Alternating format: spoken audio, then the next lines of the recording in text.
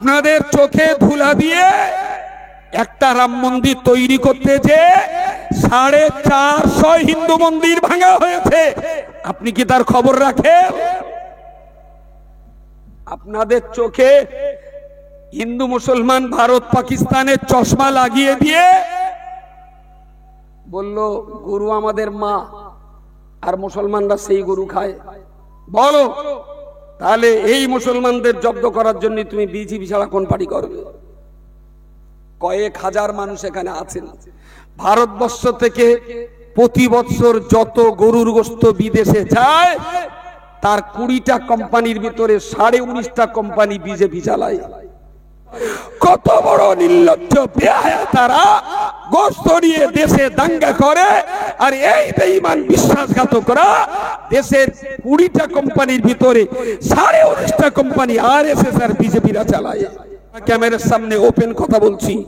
হিন্দু ভাই আপনি প্রশ্ন করবেন না বিজেপির লিডারদের, হিন্দু ভাই আপনি জিজ্ঞেস করবেন না আরএসএস এর পান্ডাদের, বিজেপি বন্ধু আপনি জানতে চাইবেন না নরেন্দ্র মোদী আর অমিত শাহদের যে আপনারা বলছেন গরু মাতা ওরা জবাই করেছে তাই ওদের মেরেছি, তাহলে সেই গরুগুলোকে জবাই করে বিদেশে তার গোশত রপ্তানি করে টাকা রোজগার করছেন কোন লজ্জায়? আজকে মুসলমানদের জমি কেড়ে নিয়েছে বলে আমরা যেমন পথে নেমেছি, দায়িত্ব নিয়ে বলছি আগামী দিন যেদিন হিন্দুর মন্দিরের জমি কাটতে যাবে সেদিন আব্দুল মাতিন কেউ হিন্দু সমাজ তারা তাকে তার পাশে পাবে না থাকবে। এটা আমাদের ভারতবর্ষ। একেবারে সত্যি কথা বলবেন, আপনার লড়াইয়ের গুরুত্ব কতটা, আর 192 জন অমুসলিম এমপি যারা তাদের লড়াইয়ের গুরুত্ব আপনারটা বেশি না তাদেরটা বেশি? জোরে বলেন।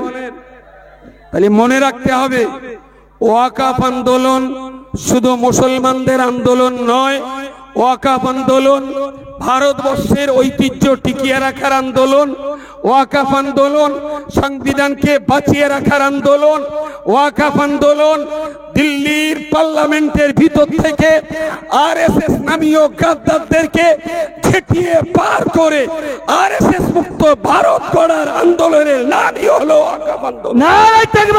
উনি কেন লড়তে যাবে? এই ধরনের হাজার নয় লাখ রবিন বাবুদের মাথায় গদি মিডিয়া মিথ্যা প্রোপাগান্ডা রটিয়ে হিন্দুদের মাথায় ঢুকিয়ে দিচ্ছে এই কথাগুলো যে ওয়াকফ বোর্ড তোমার বাড়িতে, তোমার দোকানে, তোমার জমিনে, তোমার জল করে, তোমার ভাটায় তারা নোটিশ লিখে দিয়ে মেরে দেবে, বলবে এটা ওয়াকফের সম্পত্তি। তুমি বসিরহাটের court, Barasat court, supreme court কোন কোর্টে যে বিচার পাবে না, ওয়াকফ যা বলবে তাই। একদিন তোমাকে ঘর বাড়ি দোকান জলকর ইটভাটা সবকিছু ছেড়ে দিয়ে তোমাকে ফুটপাতে চলে যেতে হবে। হিন্দু ভাইদের মাথায় আরএসএস এই মিথ্যা কথাগুলো ঢোকাচ্ছে প্রকাশ্যভাবে। তো সংবাদ দেখছেন তো আপনারাও। এই মিথ্যা কথার পাল্টা আপনাদেরকে এই কথাগুলো গ্রামে গঞ্জে হাটে ঘাটে মাঠে আমাদের প্রতিবেশী যত হিন্দু ভাই আছে তাদেরকে বলতে হবে যে দেশের কোন হিন্দুর সম্পত্তি ওয়াকফ বোর্ড নোটিশ মেরে কেড়ে নিয়েছে, একটা লোকের প্রমাণ দাও। কাকা একটা লোকের নাম বলুন, দাদা অন্তত একটা লোকের নাম তো বলুন ওয়াকফ বোর্ড যার সম্পত্তি কেড়ে নিয়েছে। আমি গ্যারান্টি দিয়ে বলছি একটাকে ওরা প্রমাণ দিতে পারবে না। দিস ইজ দ্য জুমলা। এই ওয়াকফ সম্পত্তি বাঁচাবার জন্য আন্দোলনটা মুসলমানরা একা করবে না দেশপ্রেমিক, সংবিধান প্রেমী হিন্দু, খ্রিস্টান, শিখ, জৈন, বৌদ্ধ অন্যান্য ধর্মাবলম্বী যারা আছেন এই সমাবেশ, এই রকম আন্দোলন মুভমেন্ট ওয়াকফ বাঁচানোর জন্য এই আন্দোলন শুধু মুসলমানরা একা করবে না অন্যদেরকে সাথে নিয়ে করবে? আচ্ছা, সবাইকে যদি একসাথে নিয়ে করতে হয় তাহলে আপনি যেমন নারায় তাকবীর দেন তাদেরও হরিবল দিতে হবে কথা। তো তারা যদি আমাদের সঙ্গী হয় তাহলে তাদেরও ধর্মের কথা দুটো বলার সুযোগ দিতে হবে। তাহলে আমার সঙ্গে থাকবে কেন? ভাবতে অনুরোধ করছি। আজকের এই সমাবেশ কয়েক হাজার মানুষ এখানে সমাবেত হয়েছে। প্রথমেই আপনাকে মাথায় রাখতে হবে আপনি মুভমেন্ট করছেন নারায়ণ আপনার নোয়াপাড়ার একেবারে মার্কেটের ব্যাক সাইডে। আমার জীবনে এই রাস্তার নিচেই আজকে ফার্স্ট নেমেছি। আর আপনার চোখের সামনে নয়, লক্ষ কোটি মানুষের চোখের সামনে নরেন্দ্র মোদী অমিত শাহের চোখে চোখ রেখে বীর এবং পৌরসত্বের প্রমাণ দিয়ে 192 জন হিন্দু, শিখ এবং অন্য ধর্মাবলম্বী এমপি তারা নপাড়ার ফাঁকা মাঠে মুভমেন্ট করেনি। তারা শাসকের চোখে চোখ রেখে, আরএসএস এর পান্ডাদের চোখে চোখ রেখে মধ্যা মানুষের মতো 192 জন অমুসলিম এমপি যারা পার্লামেন্টে লড়াই করেছেন, আপনার এই লড়াইয়ের চাইতে তাদের লড়াইয়ের দামটা কি কম মনে হয়? একেবারে সত্যি কথা বলবেন, আপনার লড়াইয়ের গুরুত্ব কতটা? আর 192 জন অমুসলিম এমপি যারা, তাদের লড়াইয়ের গুরুত্ব আপনারটা বেশি না তাদেরটা বেশি? জোরে বলেন। তাহলে মনে রাখতে হবে, ওয়াকাফ আন্দোলন শুধু মুসলমানদের আন্দোলন নয়, ওয়াকাফ আন্দোলন ভারতবর্ষের ঐতিহ্য টিকিয়ে রাখার আন্দোলন, ওয়াকাফ আন্দোলন সংবিধানকে বাঁচিয়ে রাখার আন্দোলন, ওয়াকাফ আন্দোলন দিল্লির পার্লামেন্টের ভিতর থেকে আরএসএস নামীয় গাদ্দারদেরকে ছেটিয়ে পার করে আরএসএস মুক্ত ভারত গড়ার আন্দোলনের নামই হলো ওয়াকাফ আন্দোলন। নারায়ে তাকবীর, নারায়ে তাকবীর। পাগলামি করলে হবে না, সেন্টার পয়েন্ট আপনাকে ঠিক রাখতে হবে।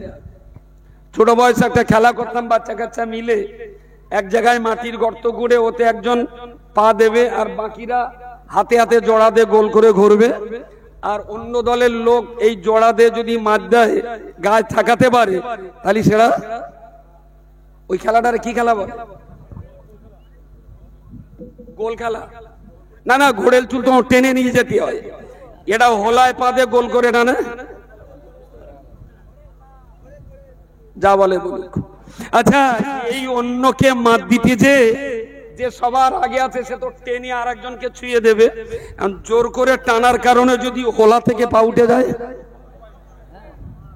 আমি দেখছি আপনাদের মুভমেন্ট মাঝে মাঝে হোলা থেকে পা উঠে যাচ্ছে। যতক্ষণ আপনার পা হোলার উপরে আছে ততক্ষণ হাত জোড়া দিয়ে কাউকে মারতে গেলে ভয়তে পালিয়ে যাবে, আর যখনই আপনার পা গোল গর্ত থেকে উঠে যাবে, যারা আপনার ভয় থেকে পালাচ্ছিল তারাই কিন্তু উল্টে আপনার ঘাড়ে উঠবে। আপনাকে ভারতের একজন কৃতি সন্তানের প্রমাণ দিতে হবে আপনি সংবিধান প্রেমী, এটা আপনাকে বোঝাতে হবে। আপনি দেশটাকে ভালোবাসেন, এটা আপনাকে বোঝাতে হবে। আপনি একা নন, আপনার সঙ্গে হিন্দু আছে, শিখ আছে, মুসলিম আছে, বৌদ্ধ আছে, পার্সিয়ান আছে, সবাই যখন আপনার চারপাশে থাকবে তখন কিন্তু আরএসএস এর এই গাদ্দারগুলো আপনাকে ভয় পাবে। শুধু শুধু ভারতবর্ষের 18 কোটি মুসলমান নারায়ে তাকবীর দিয়ে আল্লাহু আকবার বলে ঝাঁপিয়ে পড়বে, ওতে আরএসএস এর গাদ্দারদের কিছু এসে যাবে না, কিচ্ছু এসে যাবে না। এখানে ইমানে জাজবা দেখাবে যে বদরের যুদ্ধে 313 জন জিতেছিলাম, বদরের যুদ্ধে 313 জনের একজনও কি মাগরিবের নামাজ কাজা করতেন? আজকের এখানে কজন পড়েছে? সুতরাং ওইসব জাজবা দেখিয়ে লাভ নেই, ফাও জাজবা দেখিয়ে লাভ নেই। আপনার পাশে সংবিধান, আপনার পথে দেশপ্রেমিক হিন্দু, আপনার পাশে দেশপ্রেমিক খ্রিস্টান, আপনার পাশে দেশপ্রেমিক বৌদ্ধ, সবাইকে নিয়ে এবারে আপনি আপনার লড়াইটা করুন।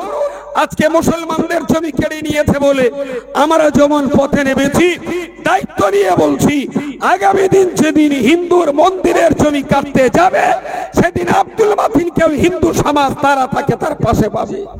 নারায়ে তাকবীর। এটা আমাদের ভারতবর্ষ, এটা আমাদের ভারতবর্ষ। এখানে অনেক পুলিশ প্রশাসনের বন্ধুরা আছেন, অনেক আইবি অফিসাররা আছেন। আমি খুব বিনয়ের সঙ্গে আপনাদেরকে বলছি, আমার এই কথাগুলো নোট করে দিল্লি পর্যন্ত পাঠান। Number 1, RSS man to man, door to door দেশের হিন্দু সমাজকে ভুল বুঝিয়ে লিলিয়ে দিচ্ছে মুসলিম সমাজের বিরুদ্ধে। এবং আগামীতে আমরা যেমন হিন্দু মুসলমান মিলে মুভমেন্ট করছি যে আরএসএস যে আইন তৈরি করেছে বিজেপি এই আইন মানছি না, সম্ভবত খুব শিগগিরই আরএসএস একটা টিম রাস্তায় নামিয়ে দিয়ে বলবে যে বিজেপি সরকারের এই আইন বাতিল করা চলছে না, চলবে না। আমরা যেমন বলবো বাতিল করতেই হবে, ওরা বলবে বাতিল করা চলবে না। হয়তো খুব শিগগিরই তারাও লোক নামাবে পথে। এই দুরন্ত লড়াইতে আপনাকে অত্যন্ত ঠান্ডা মাথায়, অত্যন্ত স্থির মস্তিষ্কে এই লড়াইটাকে সাকসেসফুলের জায়গায় পৌঁছাতে গেলে সুনির্দিষ্ট একটা প্ল্যান, পরিকল্পনা মাফিক আপনাকে পা বাড়াতে হবে। নাম্বার ওয়ান, মিথ্যা কথা বলা। আমার সাংবাদিক কোথায় গেল, কি ওর নাম, একরামুল বলছিল আপনাদের যে চাটুকর দালাল গদি মিডিয়া, এই গদি মিডিয়াগুলো হিন্দু সমাজকে বুঝিয়ে ফেলেছে একটা অংশকে যে ওয়াকফ বোর্ড যেখানে যেখানে নোটিশ দেবে বিনা কৈফিয়াতে সেই সমস্ত সম্পত্তি ছেড়ে দিতে হবে। তুমি নরেন ঘোষ, আমার এই দাদার কি নামটা জানো, রবীন ঘোষ, আমার বয়স কত দাদা, বয়স 38, তাই আমার হেঁটোর বয়স বাড়নি। আমার রবীন ভাই আমার ছোট ভাইয়ের মতো 38 বছর, আমারই 50, আমারও বয়স যে আমার হেঁটোর বয়সও তাই। তো যাই হোক, উনি একজন হিন্দু সম্প্রদায়ের মানুষ, এক সপ্তাহ এই সমাবেশ সফল করার জন্য এদের সঙ্গে লেগিয়ে রয়েছে দিন রাত 24 ঘন্টা। ওনার তো সম্পত্তি কাড়েনি, উনি কেন লড়তে যাবে? এই ধরনের হাজার নয় লাখ রবীন বাবুদের মাথায় গদি মিডিয়া মিথ্যা প্রোপাগান্ডা রটিয়ে হিন্দুদের মাথায় ঢুকিয়ে দিচ্ছে এই কথাগুলো যে ওয়াকফ বোর্ড তোমার বাড়িতে, তোমার দোকানে, তোমার জমিনে, তোমার জল করে, তোমার ভাটায় তারা নোটিশ লিখে দিয়ে বেড়ে দেবে, বলবে এটা ওয়াকফের সম্পত্তি। তুমি বসিরহাটের court, Barasat court, supreme court, কোন কোর্টে যে বিচার পাবে না। ওয়াকফ যা বলবে তাই। একদিন তোমাকে ঘর বাড়ি, দোকান, জলকর, ইটভাটা সবকিছু ছেড়ে দিয়ে তোমাকে ফুটপাতে চলে যেতে হবে। হিন্দু ভাইদের মাথায় আরএসএস এই মিথ্যা কথাগুলো ঢোকাচ্ছে প্রকাশ্যভাবে। তো সংবাদ দেখছেন তো আপনারাও। এই মিথ্যা কথার পাল্টা আপনাদেরকে এই কথাগুলো গ্রামে গঞ্জে, হাটে ঘাটে মাঠে আমাদের প্রতিবেশী যত হিন্দু ভাই আছে তাদেরকে বলতে হবে যে দেশের কোন হিন্দুর সম্পত্তি ওয়াকফ বোর্ড নোটিশ মেরে কেড়ে নিয়েছে, একটা লোকের প্রমাণ দাও। কাকা একটা লোকের নাম বলুন, দাদা অন্তত একটা লোকের নাম তো বলুন ওয়াকফ বোর্ড যার সম্পত্তি কেড়ে নিয়েছে। আমি গ্যারান্টি দিয়ে বলছি একটাকে ওরা প্রমাণ দিতে পারবে না। দিস ইজ দ্য জুমলা। বলেছিল না যে ক্ষমতায় আসলে কালোটাকে এক জায়গায় করে 15 লাখ টাকা করে সবার দেওয়া হবে। অমিত শাহ বললো ও এক জুমলা থা। বললো বছরে 2 কোটি করে চাকরি হবে। মোটা ভাই বললো ও ভি এক জুমলা থা। বুঝতে পারেন? ওরা বলে দেবে জুমলা মানে একটা কথার কথা, কথার কথা। আর এই সর্বনাশার কথা বলে বলেই বোধহয় ঘোড়ার ডিপোর বউটাও ঠেকেনি, সেও তো চলে যাচ্ছে। এইরকম জালিয়াতের সঙ্গে ঘরটা করবে কি করেছে? বড় লজ্জা, বড় অপমান। আরে নপাড়া চায়ের দোকানে একটা লোক মিথ্যা কথা বলতেই পারে, ফুটপাতে একটা দুটো মানুষ কম বেশি একটু মিথ্যা কথা বলে, কিন্তু সংবিধানের শপথ নিয়ে, ধর্মের শপথ করে পার্লামেন্টে দাঁড়িয়ে নরেন্দ্র মোদী আর অমিত শাহ এত পরিমাণ মিথ্যা কথা বলে, গোটা দুনিয়ার কোন পার্লামেন্টে এত মিথ্যা কথা কেউ কখনো বলে না। এই দুটো যা মিথ্যা কথা বলেছে। বলেছে রাম মন্দির তৈরি হবে, হিন্দু ভাইরা পাগলা হয়ে গেল, ইট পাঠালে, টাকাও পাঠালে। আমি হিন্দু ভাইদের চরণ ধুলিতে প্রণাম জানিয়ে বলছি, আল্লাহর রাস্তায় আমাদের চিনতে শিখুন, আল্লাহর রাস্তায় আমাদের কথাগুলো বুঝতে শিখুন। আপনাদের চোখে ধুলা দিয়ে একটা রাম মন্দির তৈরি করতে যে 450 হিন্দু মন্দির ভাঙা হয়েছে, আপনি কি তার খবর রাখেন? আপনাদের চোখে হিন্দু মুসলমান ভারত পাকিস্তানের চশমা লাগিয়ে দিয়ে বলল গরু আমাদের মা, আর মুসলমানরা সেই গরু খায়। বলো তাহলে এই মুসলমানদের জব্দ করার জন্য তুমি বিজেপি ছাড়া কোন পার্টি করবে? কয়েক হাজার মানুষ এখানে আছেন। ভারতবর্ষ থেকে প্রতি বছর যত গরুর গোশত বিদেশে যায় তার 20টা কোম্পানির ভিতরে 19.5টা কোম্পানি বিজেপি চালায়। দাদা, আপনাকেও দায়িত্ব নিতে হবে। প্রতিবেশী হিন্দু সম্প্রদায়ের বন্ধু যারা আছে, যারা গরুর গোশত নিয়ে হিন্দু মুসলমানের দাঙ্গা লাগাতে পারে, পেটে গরুর গোশত থাকার কারণে মুসলমানকে মব লিঞ্চিং করে, যারা ফ্রি স্কুলে তার ভিতরে গরুর মাংস না খাসির গোশত তা পরীক্ষা করতে পারে, কত বড় নির্লজ্জ বেহায়া তারা গোশত নিয়ে দেশে দাঙ্গা করে। আর এই বেঈমান বিশ্বাসঘাতকরা দেশের 20টা কোম্পানির ভিতরে 19.5টা কোম্পানি আরএসএস আর বিজেপিরা চালায়। আমি ঘরে দৌড়ে কথা বলছি না, এতটা ক্যামেরার সামনে ওপেন কথা বলছি। হিন্দু ভাই আপনি প্রশ্ন করবেন না বিজেপির লিডারদের, হিন্দু ভাই আপনি জিজ্ঞেস করবেন না আরএসএস এর পান্ডাদের, বিজেপি বন্ধু আপনি জানতে চাইবেন না নরেন্দ্র মোদী আর অমিত শাহদের, যে আপনারা বলছেন গরু মাতা ওরা জবাই করেছে তাই ওদের মেরেছি। তাহলে সেই গরুগুলোকে জবাই করে বিদেশে তার গোশত রপ্তানি করে টাকা রোজগার করছেন কোন লজ্জায়? আমি মুসলমান ভাইদেরকে বিনয়ের সঙ্গে বলছি, হিন্দু আপনার শত্রু না, খ্রিস্টান বৌদ্ধ ইসাই আপনার শত্রু নয়। আমি বলছি হিন্দু একটা জাতি, মুসলমান আর একটা জাতি, খ্রিস্টান একটা জাতি, বৌদ্ধ আর একটা জাতি, শিখ একটা জাতি, পার্সিয়ান আর একটা জাতি।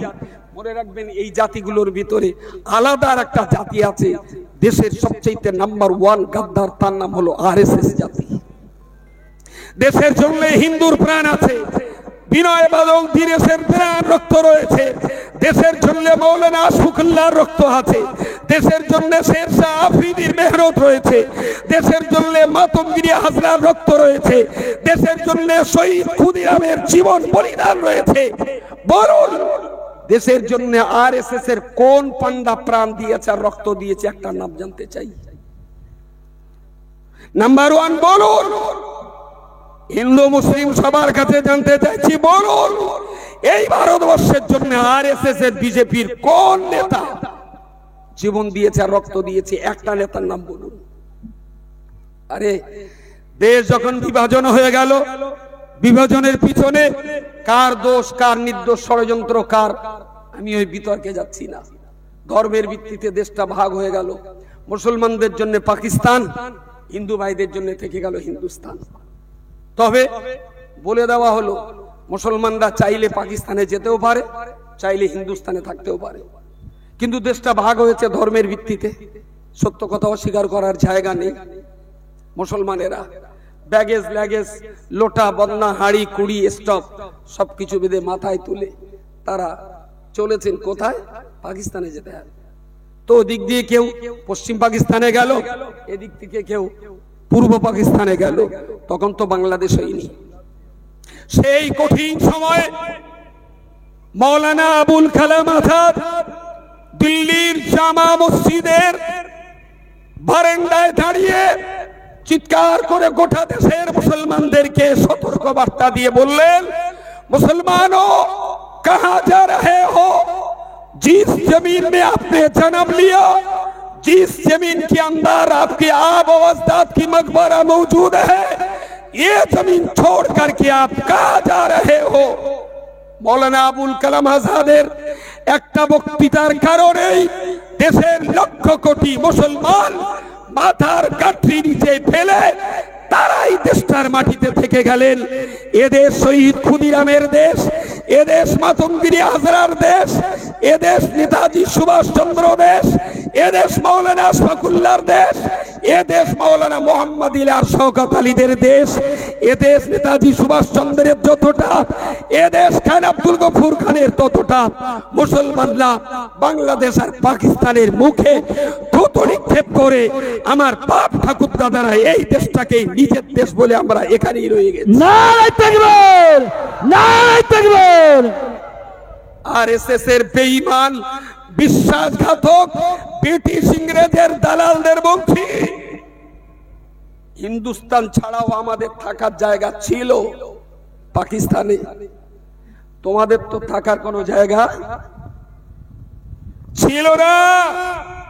তোমরা দেশে আছো আর কোথাও জায়গা নেই বলে এখানে আছো, আর আমাদের অন্য আরো দুটো থাকার জায়গা থাকার পরেও বাংলাদেশ ভারত পাকিস্তানের বুকে থুতু দিয়ে ভারতবর্ষের এই মাটিতে জন্ম নিয়েছি।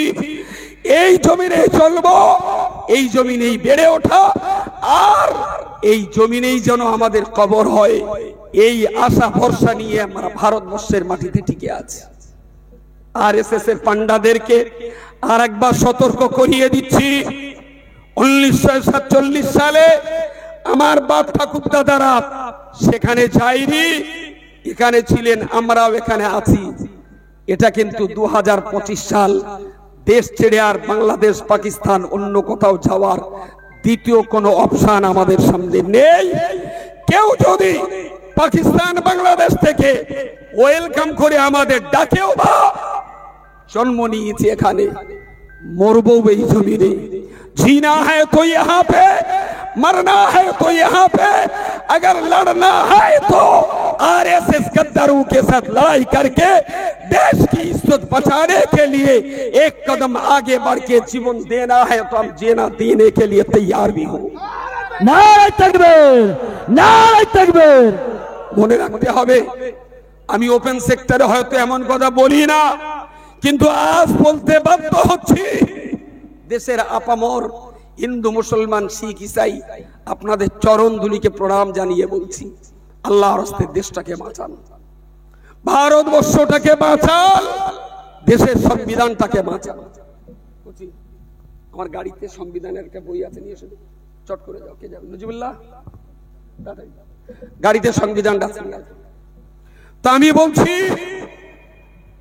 দেশে মুসলমানদের জন্য লড়াই করতে হবে না, হিন্দুর জন্য লড়াই করতে হবে না, শিখ ইসিয়া খ্রিস্টানের জন্য আপনার লড়াই করতে হবে না। আমি বলছি দেশটা বাঁচানোর জন্য লড়াই করুন, এই দেশটা বাঁচানোর জন্য লড়াই করুন। এরা ক্ষমতায় আসা থেকে নিয়ে আজ পর্যন্ত হিন্দু মুসলমান, ভারত পাকিস্তান, আতঙ্কবাদ সন্ত্রাসবাদ, এই ছাড়া বিজেপির কোনো বক্তব্য আছে? বিজেপির ওরা যদি পাকিস্তান পাকিস্তান হিন্দুস্তান আর আতঙ্কবাদ সন্ত্রাসবাদ আর আর লাভ জেহাদ, এই 4-5টা কথা বাদ দিতে বললে বিজেপির কোন নেতা এই 4-5টা কথা বাদ দিয়ে বক্তৃতাই করতে পারবে না, আন্ডারপ্যান্ট রসে যাবেন ওনা পানিতে। ওদের কোনো বক্তৃতাই নেই, এর বাইরে কোনো বক্তৃতা নেই, শুধু শুধু পাকিস্তান। আরে ভাই, বড় লজ্জা, বড় অপমান। পাকিস্তানে যখন ভোট হয়, পাকিস্তান তারা তাদের কথা বলে ভোট করে, আর ইন্ডিয়ার দিল্লিতে যখন ভোট হয় তখন পাকিস্তানের জেকের করে ইন্ডিয়ায় ভোট করাতে হয়। এর চাইতে বড় লজ্জার অপমান কি থাকতে পারে? কোথায় পাকিস্তান আর কোথায় বাংলাদেশ আর কোথায় হিন্দুস্তান? পাকিস্তান বাংলাদেশকে আমরা থোড়াই কেয়ার করি। কর্নেল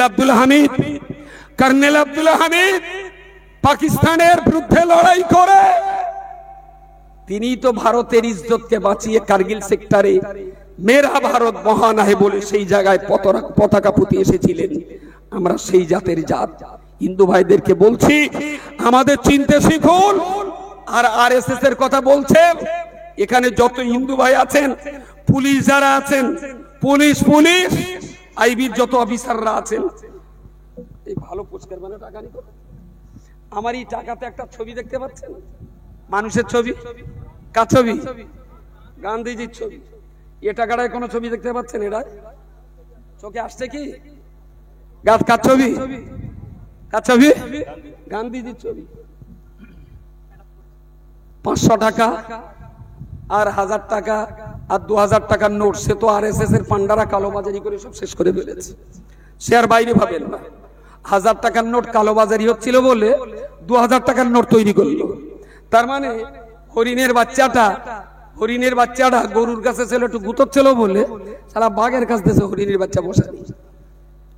কত বড় গান্ডু না হলে কালোবাজারি রোধ করার জন্য 1000 টাকার নোট তুলে নিলে 2000 টাকার নোট বার করলো। সে 2000 টাকার নোটের আর মুখ দেখতে পাচ্ছেন? পাবেন না। সব আরএসএস এর পান্ডাদের কাছে সেগুলো সব ব্ল্যাকমেল হয়ে আছে। আমাদের চোখে হিন্দু মুসলমান ভারত পাকিস্তানের চশমা লাগিয়ে দিয়েছে, আমরা ওই নিয়ে ব্যস্ত আছি। আর আমাদের চোখে কালো চশমা পরিয়ে দিয়ে গোটা দেশটাকে ওরা বিক্রি করছে। যারা রেল বিক্রি করতে পারে, কত বড় নির্লজ্জ বেহায়া না হলে বললো কি আমরা মুসলমানদের জন্য ওয়াকফ বিলটা নিয়ে এসেছি, মুসলমানরা যাতে অধিকারটা ফিরে পায় এবং মুসলমানদের যাতে উন্নতি হয় তার জন্য আমরা ওয়াকফ বিল এনেছি। মুসলমানদের উন্নয়নের জন্য বিজেপি সরকারের পালান টসটস করছে। ওরা বিশাল অস্থির মুসলমানদের উন্নয়ন করবে। নির্লজ্জের মতো এটাও বললো যে ওই কমিটিতে মহিলা আগে ছিল না। এটাও মিথ্যে কথা। তো যাই হোক, মহিলা আগে ছিল না, আমরা মা বোনদের ইজ্জত দেওয়ার জন্য ওই কমিটিতে আমরা 2 জন মহিলা রাখাও বাধ্যতামূলক করেছি। আমি বললাম অমিত শাহ, আমাদের এই কমিটিতে মহিলা থাক বা না থাক, মেয়েদের জন্য তোমার এত যখন দরদ, তোমার বর্দারে বলো ভাবিটার নাম তো ঘরটা করুক। দেশ বিদেশে যখন যাই লোকে জিজ্ঞেস করে আপনাদের দেশের প্রধানমন্ত্রী অমুক, তাহলে বাচ্চা কাচ্চা, আমার বলতে হবে হাটকুড়ো। এমন একটা প্রধানমন্ত্রী আমাদের দেশে হলো যে বলার কোনো কায়দা নেই। শেষটা জিজ্ঞেস করলে কেন বিয়ে করিনি, আমি বললাম হ্যাঁ করেছিল, তো খবর? আমি বললাম সংসার হয়নি। তারাও আমাদের জুতো পেটা করে, যে লোক একটা বউলে ঘর করতে পারেনি সে ভারত চালাবে কি করে? তার মানে বিশ্ব সভায় ভারতের মান সম্মান ইজ্জত সব শেষ করে দিলে এই দুই দালালি শেষ করে দিয়েছে। আর এই সত্য কথাগুলো এই ওপেন সেক্টরে চিৎকার চেঁচামেচি করে বলার পরে এরা যদি মনে করে বয়স 50 বছর, বাকি বয়সটা আরএসএস এর জেলে মৌলানা ফজলে হক খায়রাবাদীর মতন জীবন দেওয়ার জন্য আমরাও তৈরি আছি। নারায়ে তাকবীর, নারায়ে তাকবীর। আমাদের পূর্বপুরুষরা যেমন দিয়ে গেছেন দেশের জন্য, সেই দেশের জন্য যদি মরতে পারি এটা আমাদের কাছে বড় গর্বের, বড় আনন্দ বলে আমি মনে করি। যে টাকায় মহাত্মা গান্ধীর ছবি, একটু বলবেন এই গান্ধীজিকে হত্যা করেছিল কে? জোরে বলেন। আরএসএস। ওই দলের একজন নেতা, তার নাম হলো নাথুরাম গডসে। আচ্ছা, এই লোকটা যদি দেশের নাম্বার 1 না হন, দেশের 1 নম্বর ব্যক্তিত্ব না হন, তাহলে এই টাকায় কারেন্সিতে কারোর ছবি নেই, শুধুমাত্র তার ছবি। তাহলে 135 কোটি মানুষের দেশ ভারতবর্ষ, আর সেই দেশের কারেন্সিতে গান্ধীজির ছবি। আর সেই গান্ধীজিকে যে লোকটা হত্যা করেছে সে কি দেশপ্রেমিক হতে পারে? দেশপ্রেমিক হতে পারে? সেই নাথুরাম গডসের নামে মোদি অমিত শাহ মন্দির তৈরি করে নাথুরাম গডসকে পুজো করছে। বলুন, নাথুরাম গডসে যদি মহাত্মা গান্ধীর খুনি আসামি হয়, আর মহাত্মা গান্ধীর খুনি আসামি নাথুরাম গডসকে যারা পুজো করছে তারা কি দেশপ্রেমিক হতে পারে? হিন্দু ভাইদের পকেটের টাকাটা বের করে একবার ভাবতে অনুরোধ করছি, একবারের জন্য ভাবতে অনুরোধ করছি। কাদের চশমা চোখে দিয়ে আপনি হিন্দু মুসলমান দাঙ্গা বাঁধাতে গিয়ে আসছেন? কাদের চশমা চোখে পড়ে দেশের পবিত্র ভূমিকে দাঙ্গার আগুনে আপনি জ্বালিয়ে পুড়িয়ে সরকার করবার ষড়যন্ত্র করছেন? দাঙ্গাবাজ কখনো হিন্দু হয় না, দাঙ্গাবাজ কখনো মুসলিম হয় না, দাঙ্গাবাজ কখনো শিখ ইসাই হয় না। ভারতবর্ষে যতগুলো দাঙ্গা করেছে সব দাঙ্গার নাম্বার 1 দেশের 1 নম্বর আতঙ্কবাদী, দেশের 1 নম্বর সন্ত্রাসবাদী, দেশের সবচেয়ে বড় কুলাঙ্গার গাদ্দার হলো আরএসএস এর পার্টি। এর চাইতে বড় গাদ্দার, এর চাইতে দেশের জন্য বড় সর্বনাশা আর কেউ করেনি যে কাজটা করেছে আরএসএস। আমি এখানে বেশ কিছু হিন্দু ভাইও আছেন, মুসলমানরা তো আছেনই, আপনারাও আছেন। এই সংবিধানটা ডক্টর বি আর যখন সংবিধান রচনা করা হবে, ডক্টর বি আর আম্বেদকর মহাশয়কে এই বইটা রচনা করার জন্য চেয়ারম্যান করে দেওয়া হলো। তার সঙ্গে আরো কিছু মানুষ ছিলেন, তিনি প্রেসিডেন্ট ছিলেন। অসম্ভব রকমের কষ্ট মেহনত করে এই বইটা ভারতবর্ষ কি করে চলবে, দেশ কিভাবে শাসিত হবে, তার জন্য আইন প্রণয়ন করলেন, সংবিধানের ধারা প্রণয়ন করলেন। আর এই ধারাতে 26 নম্বর ধারায় বলা আছে, এদেশের হিন্দু, মুসলমান, শিখ, ইসাই প্রত্যেকেই নিজেরা নিজেদের স্বাধীন মতো তারা তাদের ধর্ম পালন করতে পারবে। ওয়াকফের এই আইন শুধু আমাদের জমির উপরে আঘাত করেনি, তার চাইতে অনেক ভয়ঙ্কর দেশের এই পবিত্র সংবিধানের উপরে আঘাত করেছে এই সরকারের আইন। কারণ এ সরকারের কাছে এই সংবিধানের যত দাম, আরএসএস এর সংবিধানের দাম এরা তার চাইতে একটু বেশি দেয়। দেখবেন আরএসএস তেরঙ্গা পতাকার বেশি দাম দেয় না, ওরা আরএসএস এর পতাকাকে বেশি দাম দেয়।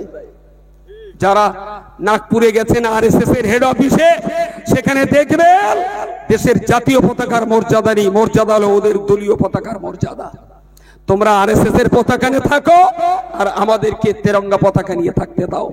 এতটা মানুষ আমরা এখানে আছি, এখানে শপথ বাক্য আমরা এই সংবিধান হাত দিয়ে আমরা শপথ বাক্য পড়ি, বাঁচি আর মরি। যতদিন এই দেশে আমরা থাকব, এই সংবিধানের রাজ এদেশের মাটিতে কায়েম থাকুক। যারাই সংবিধানের বিরুদ্ধে কথা বলবে, হিন্দু, মুসলমান, জৈন, খ্রিস্টান এক হয়ে আমরা তাদের বিরুদ্ধে সংগ্রাম করেই যাব। আমার এই কথায় আপনারা কি একমত আছেন? একদম। একটু দাঁড়িয়ে পড়ুন, অন্তত এই বইটার মর্যাদা দিয়ে একটু দাঁড়িয়ে পড়ুন। সবর সবর সবর, দাদা সামনে আসুন, দাদা সামনে আসুন। আরো সবাই জানো, আর একজন ও পাশে একজন। আসসালামু আলাইকুম, সরে আসুন, হাত বাড়া, একটু হাত বাড়া, এটা যেন দেখেন। আচ্ছা, এই সংবিধান আপনাদের কারোর বাড়িতে আছে? আজ মাত্র 999 টাকা দাম। অনলাইনে বুক করে প্রত্যেক মুসলমান, হিন্দু সবার বাড়িতে একটা করে সংবিধানের বই থাকাটা খুব জরুরি। এটাই হলো এই দেশের জন্য, এই দেশের জনগণের জন্য রক্ষা কবচ এই সংবিধান। সুতরাং আল্লাহকে পাওয়ার জন্য, ইসলাম মানার জন্য যেমন আপনি কোরআন পড়েন, হিন্দু ভাইরা যেমন বেদ বাইবেল পড়েন, এই দেশের মাটিতে ঠিকঠাক বাঁচতে গেলে দেশের আইন কানুন আর সংবিধান জানা আপনার জন্য খুব জরুরি। আমি সবাইকে অনুরোধ করছি, এই সংবিধানটা মাত্র 999 টাকা দাম। অনলাইনে বুক করে প্রত্যেক হিন্দু, মুসলমান একটা করে সংবিধান কিনে ফেলুন। যদি কখনো দিল্লি যেতে হয়, সেদিন খালি হাতে যাব না, হাতে একটা করে সংবিধান বুকে নিয়ে আমরা দিল্লিতে সেদিন যাব। নারায়ে তাকবীর, নারায়ে তাকবীর, আল্লাহু আকবার। আমি কয়েকটা স্লোগান দেব, আমার সঙ্গে একটু স্লোগানের গলায় গলা মিলিয়ে একটু সবাইকে স্লোগানগুলো দিতে অনুরোধ করছি। যারা সংবিধানটা ধরে আছেন, আমরা সবাই তো ওখানে হাত দিতে পারছি না, তো আমরাও এই সংবিধান ছুঁই, একটু স্লোগানটা দিই। আমার সঙ্গে গলা মিলিয়ে একটু জোর আওয়াজে, ডান হাতটা একটু শক্ত করুন দিন, একটু শক্ত, একটু ভালো করে মুঠো বাঁধেন, শীত টান টান করে। এবারে আমার সঙ্গে বলুন, হিন্দুস্তান জিন্দাবাদ, জিন্দাবাদ, জিন্দাবাদ, হিন্দুস্তান জিন্দাবাদ, জিন্দাবাদ, জিন্দাবাদ, মোদি অমিত শাহ মুর্দাবাদ, মুর্দাবাদ, মুর্দাবাদ, মোদি অমিত শাহ মুর্দাবাদ, মুর্দাবাদ, মুর্দাবাদ, all India Muslim personal law board জিন্দাবাদ, জিন্দাবাদ, জিন্দাবাদ। 26 এপ্রিল ব্রিগেড সমাবেশ সফল করুন, সফল করুন, সফল করুন, 26 এপ্রিল ব্রিগেড সমাবেশ সফল করুন, সফল করুন, সফল করুন। সংবিধানের উপরে আঘাতকারী বিজেপি সরকার নিপাত যাক, নিপাত যাক, নিপাত যাক, সংবিধান বিনষ্টকারী বিজেপি সরকার নিপাত যাক, নিপাত যাক, নিপাত যাক। সংবিধানের উপরে আঘাতকারী আরএসএস ধিক্কার, ধিক্কার, ধিক্কার। আরএসএস এর গুন্ডাগিরি মানছি না, মানব না, মানছি না, মানব না। দেশের শত্রু আরএসএস এর কালো হাত ভেঙে দাও, গুড়িয়ে দাও। দেশের শত্রু আরএসএস এর কালো হাত ভেঙে দাও, গুড়িয়ে দাও, ভেঙে দাও, গুড়িয়ে দাও। দেশের সংবিধান রক্ষার্থে সমস্ত মানুষ এক হও, এক হও, দেশের ঐক্য রক্ষার্থে সমস্ত মানুষ এক হও, এক হও, এক হও। হাত নামান, বসে পড়ুন। সর্বশেষ আমি এই কথাটুকুই বলবো আপনাদের, দেশটা শুধু মুসলমানের নয়, দেশটা শুধু হিন্দুর নয়, আপামর জনসাধারণ এদেশের জন্য যারা প্রাণ দিয়েছেন, রক্ত দিয়েছেন, তাদেরই দেশ। আমরা হিন্দু মুসলমানের নিরিখে এই দেশকে ভাগ হতে দেব না, খ্রিস্টানবাদের নিরিখে এই দেশকে আর দুটুকরো হতে দেব না। আমাদের সর্বজন শ্রদ্ধেয় জনাব হযরত মাওলানা ইয়াকুব আলী সাহেব হুজুর এসেছেন। আমি মনে করি আজকের এই মজলিসে মুরব্বী মানুষ তিনি, শেষ দোয়া সবরসিটা আমি তাকে করার জন্য অনুরোধ করছি। যদিও আমাকে বলেছিল আমি শেষ বক্তা, তবুও হযরত যখন এসেছেন মাওলানা ইয়াকুব আলী সাহেব হুজুরকে অন্তত শেষ দোয়া সবরসানি। তবে আবার বলছি, মুভমেন্টটা কিন্তু সবার। অনেকে বলবে তাই তো আজকে কেন হলো, ইয়াকুব তো কিয়াম পড়লো না, তো মুসলমানের তো চুলকুনি তো কম না, কিন্তু কোন জায়গাটায় কিয়াম পড়তে হয় আর কোন জায়গাটায় পড়তে হয় না এটা মৌলভী সাহেবের একটা দক জানে। সেই জন্য দয়া করে যেন আবার কাঠি মারামারি করেন না।